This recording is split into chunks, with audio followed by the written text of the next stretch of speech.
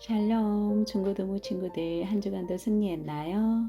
오늘은 제6과 상처의 쓴뿌리 캐내이라는 주제로 은혜 받는 귀한 시간 갖겠습니다. 기도하겠습니다. 사랑의 하나님, 우리는 살아가다 보면 여러 가지 상처를 경험하게 됩니다. 하나님께서는 그러한 상처가 디딤돌이 되어 우리가 더욱 성숙한 믿음으로 설 수 있게 하십니다. 그러나 마귀는 그것이 걸림돌이 되어 걸려 넘어지게 만들지요. 하지만 오늘 이 시간 우리가 주 안에서 그 상처들이 온전히 회복될 수 있는 귀한 시간 되도록 주님 인도하옵소서. 감사드리며 예수 그리스도 이름으로 기도드렸습니다. 아멘. 미국의 스토어 부인은 어느 것 하나 부러울 것이 없는 삶을 살았습니다. 목사님 가정의 딸로 태어나 많은 사랑을 받고 자랐고 자상한 남편을 만나 그 사이에서 딸을 낳아 기르며 행복한 생활을 했습니다. 그런데 그런 그녀에게 엄청난 불행이 찾아왔습니다. 바로 무남 동료 외동딸이 병으로 죽고만 것입니다.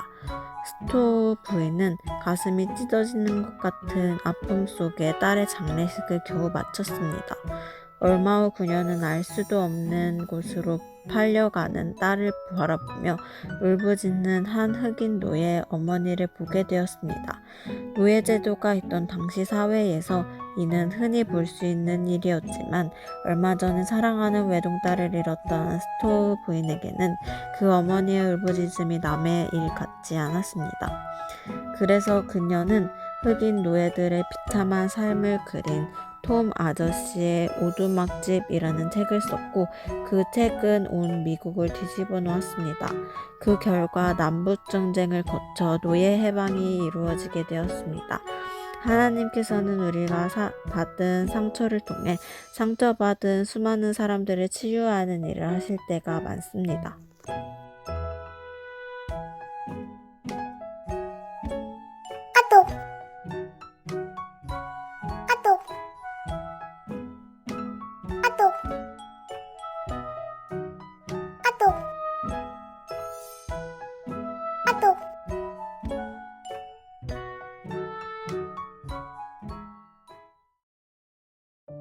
말씀 살피기 창세기 50장 15절에서 21절 말씀.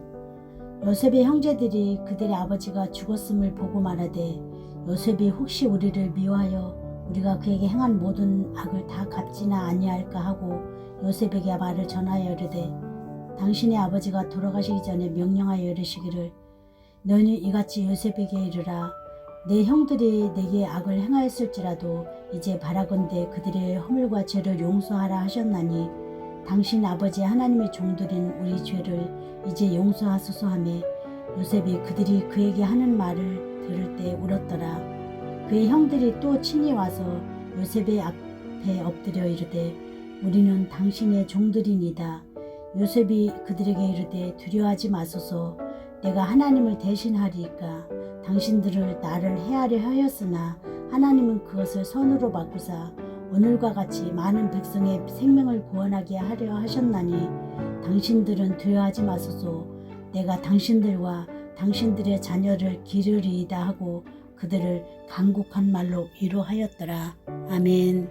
읽은 말씀을 깊이 묵상하며 질문에 답해 봅시다. 아버지 야곱이 죽은 후에 요셉의 형들은 무엇을 걱정했나요? 요셉의 형들은 아버지의 사랑을 독차지하는 요셉을 질투하여 그를 애굽의 종으로 팔아버렸습니다. 더구나 그곳에서 요셉은 억울한 누명을 쓰고 감옥에 갇히기까지 했습니다. 하나님의 은혜로 애굽의 총리가 된 요셉을 만난 형들은 요셉이 자신들이 행한 악에 대해 복수하지 않을까 하여 염려했습니다. 더구나 아버지 야곱마저 죽자 그들의 걱정은 더욱 깊어졌습니다. 요셉의 형들은 요셉에게 어떤 부탁을 하였나요? 요셉의 형들은 요셉에게 사람을 보내 아버지 야곱의 유언을 전했습니다.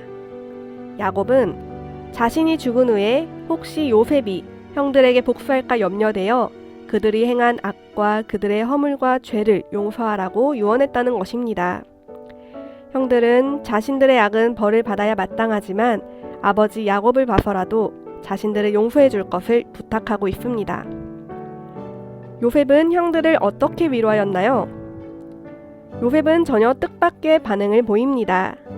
형들이 행한 악을 용서하여 보복하지 않는 차원을 넘어 형들과 형들의 자녀들까지 다 돌보아 주겠다고 약속하며 간곡하게 위로한 것입니다. 요셉은 악을 악으로 갚지 않았습니다. 그는 악에게 지지 않고 오히려 선으로 악을 이겼습니다. 요셉이 형들을 용서할 수 있었던 이유는 무엇인가요? 창세기 45장 5절에서 요셉은 이렇게 말합니다. 당신들이 나를 이곳에 팔았다고 해서 근심하지 마소서, 한탄하지 마소서. 하나님이 생명을 구원하시려고 나를 당신들보다 먼저 보냈나이다. 요셉은 겉으로 보기에는 형들이 자신을 애굽에 판 것 같지만 실제로는 하나님께서 그를 애굽에 보내신 것이라고 해석했습니다. 하나님께서는 7년대 기근에 앞서 애굽에 요셉을 먼저 보내서 그를 총리로 만드셨고 그의 가정을 살리고 애굽과 주변 나라들을 살리셨습니다. 형들은 요셉에게 악을 행했지만 하나님께서는 그것을 선으로 바꾸셨습니다. 모든 것이 합력하여 선을 이루게 하셨습니다. 요셉의 마음에 형들을 향한 미움과 복수심의 쓴 뿌리가 남지 않은 이유는 이처럼 하나님의 관점에서 바라볼 수 있었기 때문입니다. 한때는 견디기 힘들 만큼 힘들고 어려운 시간들이었지만 지나고 보면 하나님의 놀라운 계획이 이루어지는 과정이었음을 볼 수 있는 눈이 열렸기 때문입니다. 하나님의 시각으로 바라보며 사건들을 해석할 때 우리는 내 삶에 깊이 박힌 쓴 뿌리를 뽑아낼 수 있는 능력을 얻게 됩니다. 나누고 실천하기. 1. 지금까지 지내오면서 가장 힘들었던 일은 무엇인지, 가장 힘들게 했던 사람은 누구였는지 나누어 봅시다. 우리에게 있어서 어떤 사건보다도 더 중요한 것은 그 사건에 대한 해석입니다. 똑같은 사건을 겪어도 그 사건을 부정적으로 해석하고 부정적으로 반응한 사람과 그것을 긍정적으로 해석하고 긍정적으로 반응한 사람의 삶은 정반대의 결과를 가져오게 됩니다. 믿는 사람도 안 믿는 사람과 똑같이 삶 속에 여러 어려움을 겪습니다. 그러나 믿는 사람의 차이점은 그런 어려움을 긍정적으로 해석할 수 있는 시각을 가졌다는 것이고 그런 어려움에 긍정적으로 반응할 수 있는 능력을 받았다는 것이지요. 그들은 그런 상처들이 자신들의 삶에 불평과 불만, 미움과 다툼의 쓴 뿌리로 남지 않고 오히려 놀라운 축복의 열매를 맺히게 합니다.